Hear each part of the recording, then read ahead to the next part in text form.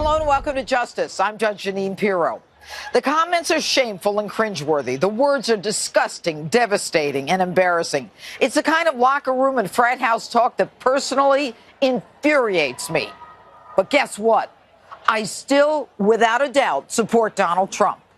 Look, you've got two options. A guy who admits he has a past, who spent his life building an empire in the rough and tumble world of real estate, entertainment, and television, both for and with his family, whose life direction wasn't about angling to get to the White House, or a double-talking woman who hides the truth, lies about virtually everything, can't figure out what she did with $6 billion State Department dollars, and when confronted with the unassailable truth, arrogantly responds, "Don't believe your lying eyes."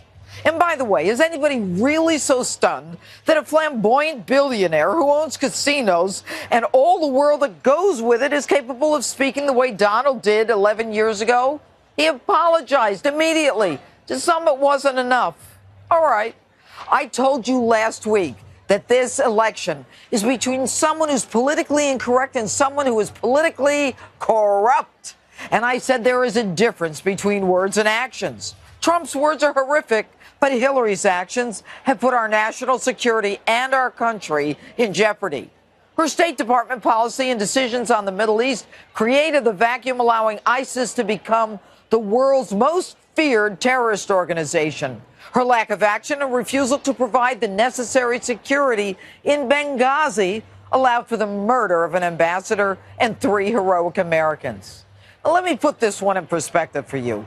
Are you happy with the way things are? Or are you one of the 72% in this country who believe that we're going in the wrong direction, that the country is in decline, and that we're in desperate need of change? In the meantime, America's a mess. Jobs and the economy in shambles, ISIS reaching our shores, police being demeaned and targeted for murder, and immigration out of control, Border Patrol at their wits' end.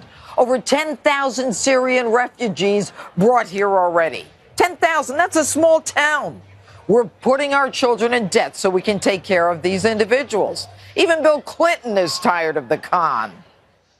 You've got this crazy system where all of a sudden 25 million more people have health care, and then the people are out there busting it sometimes 60 hours a week, wind up with their premiums doubled and their coverage cut in half. It's the craziest thing in the world.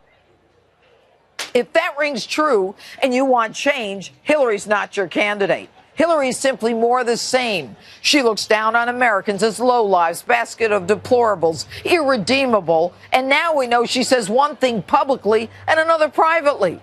A woman who 11 years ago called African-American kids super predators, and the women her husband victimized trailer trash and Looney Tunes. To those establishment Republicans, by the way, who are looking to jump ship and dump Trump, you tell me, what have you done to combat offensive locker room talk, the very stuff our kids listen to in music day in and day out? What have you done for women who are victims of sexual assault?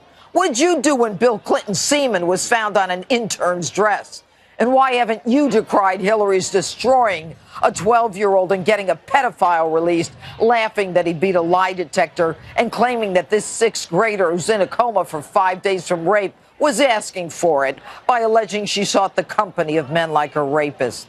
And to those Republicans who feigned such concern about speech, where were you when Hillary Clinton refused to designate Boko Haram as a terrorist organization against the wishes of the CIA and the FBI? Many, of course, believe because of the tens of millions of dollars that her Nigerian friend gave the Clinton Foundation and the Clinton Global Initiative. Where were you when the Yazidi Christian women and young girls were jumping off the Sinjar mountain or tried to kill themselves because they were being raped by ISIS, spawned during her watch? And even Colin Powell, in his emails, predicts that if Hillary Clinton gets back into the White House, Bill Clinton will be up to his old tricks, quote, and I can't say the word, ing around with bimbos. And that means engaging in sexual activity.